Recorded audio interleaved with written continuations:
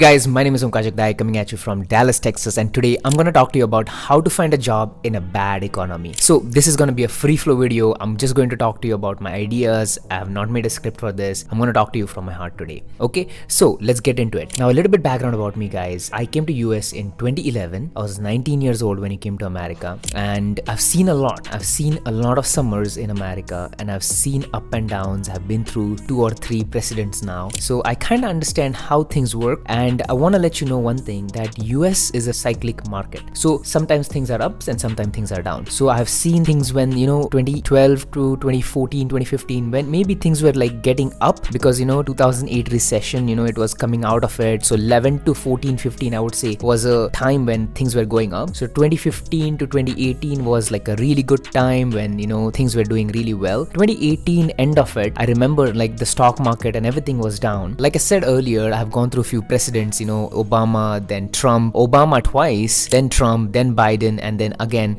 most likely 2025 it's going to be Trump, guys. And here is my analysis how things were over the last 10 years. When it was Obama, things were coming up, 2011 to 2015, things were coming up. When Trump came, I'm gonna be honest with you, I felt like economy was much better when Trump was here. He did lower the taxes. I remember him coming into the office and suddenly my paycheck in I remember January or February of that year went up, and I was like, what happened? I didn't get the raise yet. And so apparently the taxes had changed, and I was getting more of my income back. And so during that time I saw a lot of companies doing well and stuff like that. And then pandemic happened, and then Biden happened. Over last 2 years, economy has been very difficult for sure, as the interest rates went up, and now that they are really high, companies are having a hard time borrowing money. And so it's tough time for companies right now. So they're holding on to their cash, they are holding on to them. That's why there are a lot of layoffs right now, and that is what's causing a lot of layoffs. So how do you navigate this? So number one thing you need to understand, how can I maximize my time in America? The biggest problem for people is they don't have enough time in America. They have these deadlines like 3 months, 6 months, a year. These deadlines will break you, and this is what hurts people in the long term, because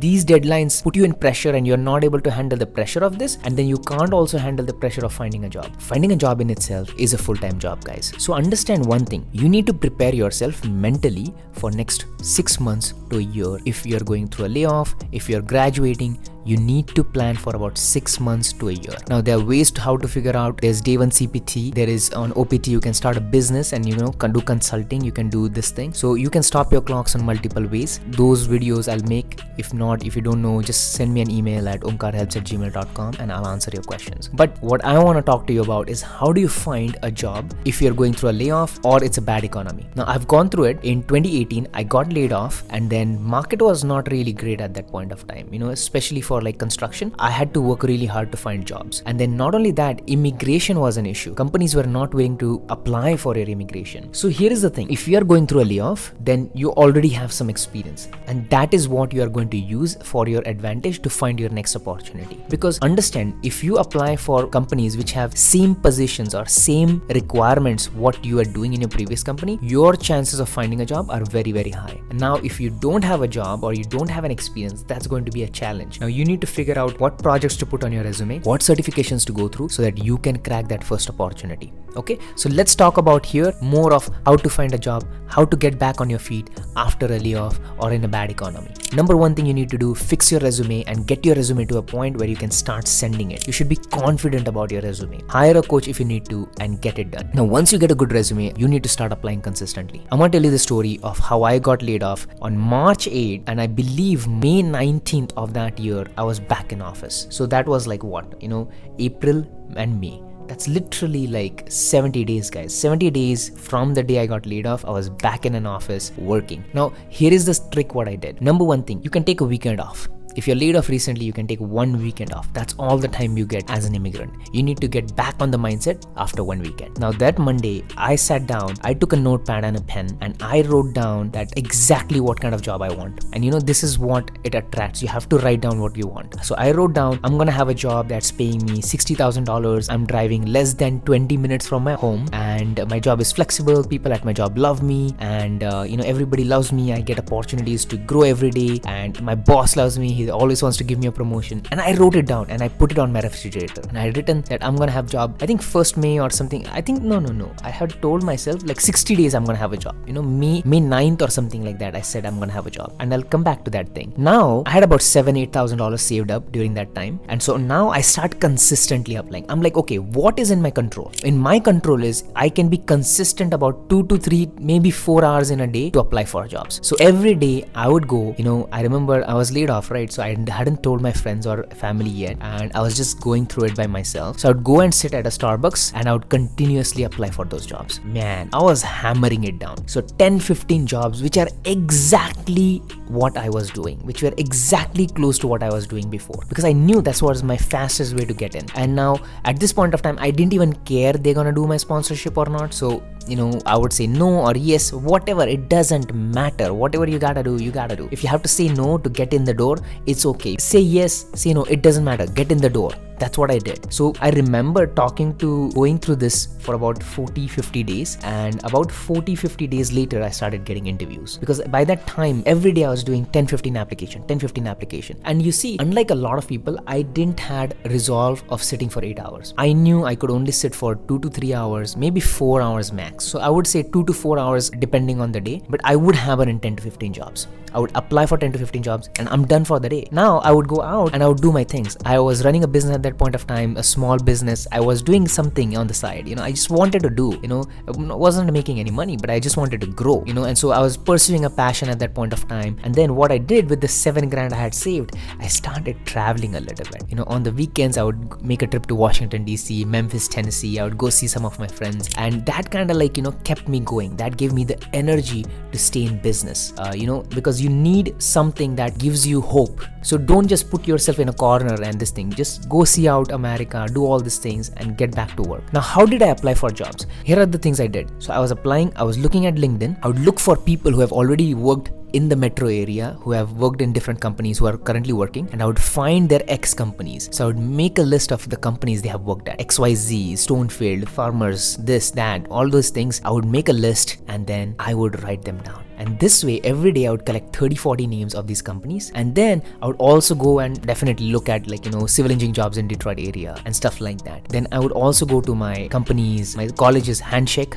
I would go and find companies there. So no matter what, I would go and find companies, because finding companies is the hard part. Finding opening positions is easy once you find the name of the companies. So I would find these companies, then I would go to their careers page and I would look for open positions. And if they don't have an open position, I would look for an HR's email. I would copy that email and I would send an email. And this is exact script I used to say. My subject used to be employment opportunity. And then I would say, hey, kindly find the attached resume for my profile. I'm looking for an entry-level position at your company. I look forward to hearing from you. That's it. Keep it simple. Omkar Jagdale, my number, boom, done. So every day I'm sending 10-15 emails like that and applying for 10-15 positions. Now look at how many seeds I have planted in 40-50 days, guys. In 40-50 days, I had planted 400, 500, 600 applications in the industry. And boom, I started getting calls now. And so I remember a company called me on a Saturday morning. I went there, I suited and booted. I went there. You want to wear a suit, man. If you're not wearing a suit for an interview, what are you doing?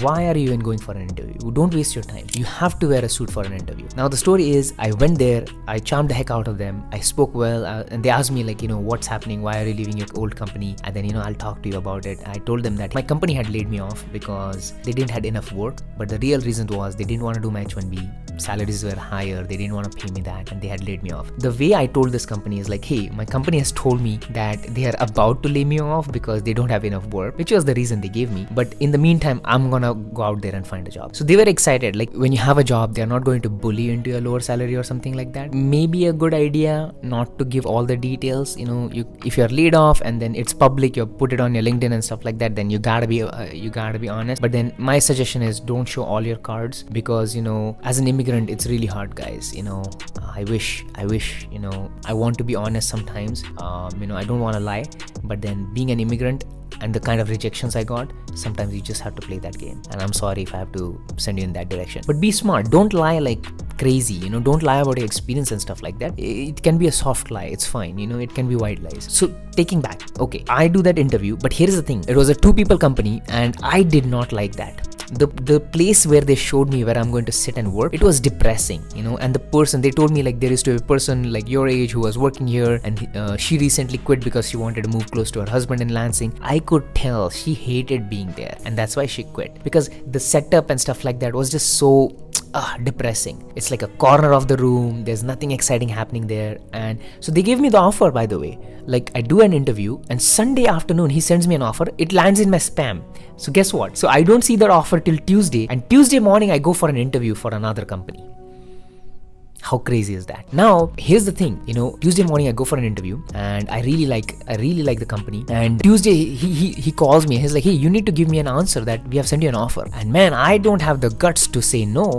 But then I'm like, man, I don't like this company. Do I really want to work there? But I don't have a job here. What if I don't get a job on next 30 days or 60 days? I had very few less. I had maybe like 60 more days left. And so if I didn't get a job, I would be in problem. So guess what? Now it's about May 8th, 9th, something like that. I don't remember exactly, but then I've done this interview at another company, and I tell this company that, hey, you know what, I'm sorry, but I'm not gonna take the offer. And I hadn't even gotten the next offer yet, but I knew in my heart that I don't want to work there. And so I get this new offer, and they give me a little bit more money. They give me $2,000-$3,000 more than what I wanted. And then they tell me that, hey, we want you to start as soon as possible. So I told them I need e-verification and stuff like that. And boom, within 10 days, I was sitting in that office and I was working for them, guys. Literally, this all happened within like 1 week, and they made it happen for me. So the right company, you see, remember this one statement I want to tell you. When your time comes and the company where you're supposed to be working, you can't say enough wrong things to that company, and you can't say enough right things to a company which is not going to hire you. So remember that the company where you are supposed to work cannot say enough wrong things from them to stop you from hiring, and the company you're not supposed to work, you can't say enough right things. It doesn't matter. Whatever you say, it's not going to be meant to be. So taking a step back, all I want to tell you is during that 60 days, 70 days, the way I kept my mind sane was I was around people who were in life where I wanted to be. I had really good mentors and they were guiding me. Number two, I had not told a lot of people about me not having a job, because I knew people are going to give me crap. They're always going to ask me, have you found a job yet? What's happening? And stuff like that. So I didn't want all that drama. I didn't want your sympathy. I don't want your empathy. I just want to be focusing on myself. So I went into myself. I went inside and I started looking at me and started growing myself. And then a little bit of travel also helped me. It opened up my mind. It told me why I'm in America.